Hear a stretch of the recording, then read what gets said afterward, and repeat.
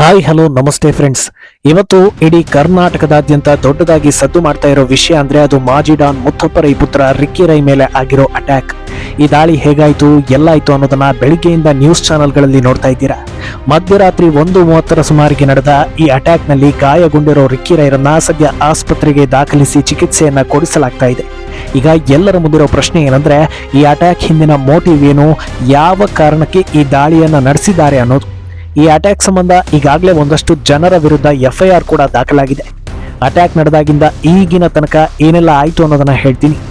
ಅದರ ಜೊತೆಗೆ 2,000 ಕೋಟಿ ವಿಚಾರವನ್ನು ಕೂಡ ತಿಳಿಸ್ತೀನಿ. ಈ ಗ್ಯಾಪ್ನಲ್ಲಿ ನೀವು ಮಿನಿಟ್ ಮೇಡ್ ಚಾನಲ್ ಅನ್ನು ಫಾಲೋ ಮಾಡಿ, ಸಬ್ಸ್ಕ್ರೈಬ್ ಮಾಡಿ, ಬೆಲ್ ಐಕಾನ್ ಪ್ರೆಸ್ ಮಾಡಿ.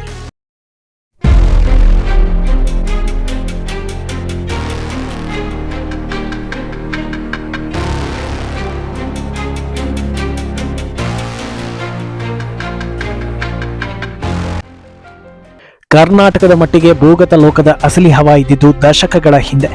ಈಗ ಎಲ್ಲವೂ ತಣ್ಣಗಾಗಿದೆಯೋ ಅಥವಾ ಗೊತ್ತಿಲ್ಲದೆ ಎಲ್ಲವೂ ಆಕ್ಟಿವ್ ಆಗಿದೆಯೋ ಗೊತ್ತಿಲ್ಲ. ಆದರೆ ಇಂಥ ರೈವಲ್ರಿ ಹಾಗೂ ಅಟ್ಯಾಕ್ಗಳು ಮೊದಲಿನಷ್ಟು ಇಲ್ಲ ಅನ್ನೋ ಫೀಲ್ ಎಲ್ರಿಗೂ ಬಂದಿದೆ. ಆದರೆ ರಾಜಕೀಯ ವಿಚಾರಗಳಲ್ಲಿ ಸದ್ದು ಮಾಡ್ತಾ ಇದ್ದ ಕರ್ನಾಟಕವನ್ನ ಬೆಚ್ಚಿ ಬೀಳಿಸಿದ್ದು ಮಾಜಿ ಡಾನ್ ಮುತ್ತಪ್ಪ ರೈ ಪುತ್ರನ ಮೇಲೆ ಹಾರಿ ಬಂದ ಗುಂಡಿನ ಸದ್ದು. ಬಿಡದಿಯಲ್ಲಿರೋ ಮುತ್ತಪ್ಪ ರೈ ನಿವಾಸದ ಮುಂಭಾಗದ ಕಾಂಪೌಂಡ್ ಬಳಿ ರಾತ್ರಿ ಸುಮಾರು 12:45ರಿಂದ 1:30 ಸಮಯದಲ್ಲಿ ಈ ಅಟ್ಯಾಕ್ ನಡೆದಿರೋ ಬಗ್ಗೆ ಮಾಹಿತಿಗಳು ರಿವೀಲ್ ಆಗಿದೆ. ರಿಕ್ಕಿ ರೈ ಅವರನ್ನ ಗುರಿಯಾಗಿಸಿಕೊಂಡು ಗುಂಡು ಹಾರಿಸಲಾಗಿದೆ. 2 ಸುತ್ತಿನ ಗುಂಡಿನ ದಾಳಿ ನಡೆದಿದ್ದು, ಈ ವೇಳೆ ರಿಕ್ಕಿ ರೈ ಮೂಗು, ಕೈಗೆ ಗುಂಡು ತಾಗಿ ಗಾಯಗೊಂಡಿದ್ದಾರೆ ಅಂತ ಪೊಲೀಸ್ ಅಧಿಕೃತ ಮಾಹಿತಿಯನ್ನ ನೀಡಿದ್ದಾರೆ. ಸಾಮಾನ್ಯವಾಗಿ ಇಂಥ ಅಟ್ಯಾಕ್ಗಳು ಸಡನ್ ಆಗಿ ಆಗೋದಿಲ್ಲ, ಪ್ರೀ ಪ್ಲಾನ್ಡ್ ಆಗಿರುತ್ತೆ ಅನ್ನೋದು ವಾಸ್ತವ. ಈ ಅಟ್ಯಾಕ್ಗೆ ಹೇಗೆ ಪ್ಲಾನ್ ನಡೆದಿತ್ತು ಅನ್ನೋದು ಕೂಡ ಈಗ ರಿವೀಲ್ ಆಗಿದೆ. ರಿಕ್ಕಿ ರೈ ಸಾಮಾನ್ಯವಾಗಿ ತಾವೇ ಕಾರು ಚಾಲನೆ ಮಾಡ್ತಾ ಇದ್ದ ಕಾರಣ ದಾಳಿಕೋರರು ಡ್ರೈವಿಂಗ್ ಸೀಟ್ನ ಮೇಲೆ ಗುರಿ ಇಟ್ಟಿದ್ರು ಅನ್ನೋದು ಗೊತ್ತಾಗಿದೆ. ಆದರೆ ಈ ಬಾರಿ ಕಾರನ್ನ ಚಾಲಕ ರಾಜು ಚಲಾಯಿಸ್ತಾ ಇದ್ದು ಕೂದಲೆಳೆಯ ಅಂತರದಲ್ಲಿ ಪ್ರಾಣಾಪಾಯದಿಂದ ಪಾರಾಗಿದ್ದಾರೆ. ಆದರೆ ಪಕ್ಕದ ಸೀಟ್ನಲ್ಲಿದ್ದ ರಿಕ್ಕಿ ರೈ ಅವರ ಮೂಗು ಮತ್ತು ಕೈಗೆ ಗುಂಡು ತಾಕಿದ್ದು ಗಂಭೀರವಾಗಿ ಗಾಯಗೊಂಡಿದ್ದಾರೆ. ಅಲ್ಲಿಗೆ ಇದು ಪ್ರೀ ಪ್ಲಾನ್ ಅನ್ನೋದ್ರಲ್ಲಿ ಅನುಮಾನ ಇಲ್ಲ. ಆದರೆ ವಿದೇಶದಲ್ಲಿದ್ದ ರಿಕ್ಕಿಯನ್ನ ಕಾದು ಹೊಡೆಯೋದಕ್ಕೆ ಪ್ಲಾನ್ ನಡೆದಿತ್ತು ಅನ್ನೋದು ಕೂಡ ಈಗ ರಿವೀಲ್ ಆಗ್ತಾ ಇದೆ. ಇಡೀ ಘಟನೆಯ ಟೈಮ್ ಲೈನ್ ಹೇಗಿತ್ತು ಅನ್ನೋದನ್ನ ಒಂದು ಸಲ ನೀಟಾಗಿ ಎಕ್ಸ್ಪ್ಲೇನ್ ಮಾಡ್ಬಿಡ್ತೀನಿ. ರಷ್ಯಾಗೆ ತೆರಳಿದ್ದ ರಿಕ್ಕಿ ರೈ ಕಳೆದ 2 ದಿನಗಳ ಹಿಂದೆ ಬೆಂಗಳೂರಿಗೆ ವಾಪಸ್ ಬಂದಿರ್ತಾರೆ. ನಿನ್ನೆ ಬಿಡದಿಯ ನಿವಾಸದಿಂದ ರಾತ್ರಿ 12:30 ಸುಮಾರಿಗೆ ಬೆಂಗಳೂರಿನ ನಿವಾಸದತ್ತ ಹೊರಟಿರ್ತಾರೆ. ಮನೆಯಿಂದ ಹೊರ ಬರ್ತಾ ಇದ್ದ ಹಾಗೆ ರಸ್ತೆ ಪಕ್ಕದ ಕಾಂಪೌಂಡ್ ಹಿಂಬದಿಯಿಂದ ಈ ಫೈರಿಂಗ್ ಸ್ಟಾರ್ಟ್ ಆಗುತ್ತೆ. Double barrel hand short gun ನಿಂದಾಗಿ ಫೈರಿಂಗ್ ಆಗಿದೆ ಅಂತ ಪೊಲೀಸ್ ಮೂಲಗಳು ತಿಳಿಸ್ತಾ ಇವೆ. ಬುಲೆಟ್ಗಳು ಕಾರ್ನ ಡ್ರೈವರ್ ಸೀಟ್ಗೆ ತಗುಲಿವೆ. ಅಲ್ಲಿಗೆ ಬಂದು ಬಡಿದ ಬುಲೆಟ್ಗಳು ಹಿಂಬದಿಯಲ್ಲಿ ಕೂತಿದ್ದ ರಿಕ್ಕಿಗೂ ಕೂಡ ತಾಗುತ್ತೆ. ರಿಕ್ಕಿಯ ಮೂಗು ಹಾಗೂ ಭುಜದ ಭಾಗಕ್ಕೆ ಬುಲೆಟ್ಗಳು ಹೊಕ್ಕಿವೆ. ಗಾಯಗಳಿಂದ ನರಳಾಡ್ತಾ ಇದ್ದ ರಿಕ್ಕಿ ರೈರನ್ನ ಬಿಡದಿಯ ಆಸ್ಪತ್ರೆಗೆ ದಾಖಲಿಸಲಾಗುತ್ತೆ. ಅಲ್ಲಿಂದ ಹೆಚ್ಚಿನ ಚಿಕಿತ್ಸೆಗಾಗಿ ಮಣಿಪಾಲ್ ಆಸ್ಪತ್ರೆಗೆ ಶಿಫ್ಟ್ ಮಾಡಲಾಗುತ್ತೆ. ಇವತ್ತು ಬೆಳಿಗ್ಗೆ ರಿಕ್ಕಿ ರೈರ ಕಂಡೀಷನ್ ಅನ್ನ ನೋಡಿಕೊಂಡು ಮಣಿಪಾಲ್ ವೈದ್ಯರು ಶಸ್ತ್ರಚಿಕಿತ್ಸೆಯನ್ನ ಮಾಡ್ತಾರೆ. 3 ದುಷ್ಕರ್ಮಿಗಳು ಈ ದಾಳಿಯಲ್ಲಿ ಭಾಗಿಯಾಗಿದ್ದು ಪರಾರಿಯಾಗಿದ್ದಾರೆ. ರಿಕ್ಕಿ ರೈ ಜೊತೆಗೆ ಕಾರ್ನಲ್ಲಿ ಒಬ್ಬ ಗನ್ಮ್ಯಾನ್ ಹಾಗೂ ಡ್ರೈವರ್ ರಾಜು ಇರ್ತಾರೆ. ಫೈರಿಂಗ್ ನಡೆಸಿದ ಸ್ಥಳದಲ್ಲಿ 70 mm ನ 2 ಬುಲೆಟ್ ತುಂಡುಗಳು ಪತ್ತೆಯಾಗಿವೆ. ಶೂಟ್ ಮಾಡಿರೋ ಜಾಗದಲ್ಲಿ ಸಿಮ್ ಇಲ್ಲದ ಒಂದು ಫೋನ್ ಕೂಡ ಪತ್ತೆಯಾಗಿದೆ. ಸಾಮಾನ್ಯವಾಗಿ ಡಾನ್ ಅಥವಾ ಗ್ಯಾಂಗ್ಸ್ಟರ್ಗೆ ಸಂಬಂಧಪಟ್ಟ ಅಟ್ಯಾಕ್ಗಳು ನಡೆದಾಗ ಮೊದಲು ಅವರಿಗೆ ರೈವಲ್ರಿ ಯಾರಿದ್ರು ಅನ್ನೋದನ್ನ ಪತ್ತೆ ಹಚ್ತಾರೆ. ಅವರ ಮೇಲೆ ಅನುಮಾನ ಬರೋದು ಕೂಡ ಸಹಜವೇ. ಅದೇ ರೀತಿ ಈ ಕೇಸ್ನಲ್ಲೂ ಕೂಡ ಒಂದಷ್ಟು ಜನರ ಮೇಲೆ FIR ದಾಖಲಾಗಿದೆ. ರಿಕ್ಕಿ ಅವರ ಕಾರು ಚಾಲಕ ಜಿ ಬಸವರಾಜು ನೀಡಿದ ಹೇಳಿಕೆ ಮೇರೆಗೆ ಮುತ್ತಪ್ಪ ರೈಗೆ ಆಪ್ತರಾಗಿದ್ದ ರಾಕೇಶ್ ಮಲ್ಲಿ, ರೈ ಅವರ 2ನೇ ಪತ್ನಿ ಅನುರಾಧ, ನಿತೇಶ್ ಎಸ್ಟೇಟ್ ಮಾಲೀಕರಾದ ನಿತೇಶ್ ಶೆಟ್ಟಿ, ವೈದ್ಯನಾಥನ್ ಹಾಗೂ ಸಹಚರರ ವಿರುದ್ಧ ಪೊಲೀಸರು ಪ್ರಕರಣವನ್ನ ದಾಖಲಿಸಿಕೊಂಡಿದ್ದಾರೆ.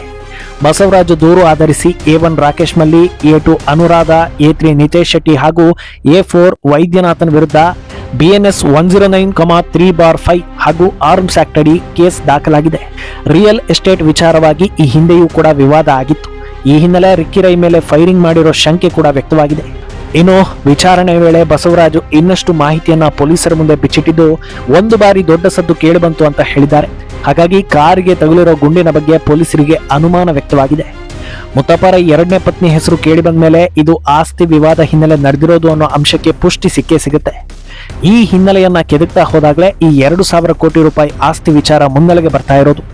ಮುತ್ತಪ್ಪ ರೈ ಅವರ 2,000 ಕೋಟಿ ಆಸ್ತಿಗೆ ಸಂಬಂಧಿಸಿದ ವಿವಾದದಿಂದ ರಿಕ್ಕಿ ರೈ ಕೊಲೆಗೆ ಯತ್ನ ನಡೆದಿರಬಹುದು ಅನ್ನೋ ಅನುಮಾನಗಳು ದಟ್ಟವಾಗ್ತಾ ಇದೆ. ರೈ ಅವರು ಬೆಂಗಳೂರು, ಗೋವಾ, ಮೈಸೂರು, ಮಂಗಳೂರು ಸೇರಿದಂತೆ ಹಲವು ಕಡೆಗಳಲ್ಲಿ ವ್ಯಾಪಕ ಬಿಸ್ನೆಸ್ ಅನ್ನು ನಡೆಸ್ತಾ ಇರ್ತಾರೆ. ಈಗ ಆ ಬಿಸ್ನೆಸ್ಗಳನ್ನ ಮುಂದುವರಿಸಿಕೊಂಡು ಬಂದಿರೋದು ರಿಕ್ಕಿ ರೈ. ಈ ಹಿನ್ನೆಲೆ ದಾಳಿ ಕಾರಣಗಳನ್ನ ಪೊಲೀಸರು ಪರಿಶೀಲನೆ ಮಾಡ್ತಾ ಇದ್ದಾರೆ. ಅಂದಹಾಗೆ ಈ ಆಸ್ತಿ ವಿವಾದ ಮುಂಚಿನಿಂದಲೂ ಇತ್ತು.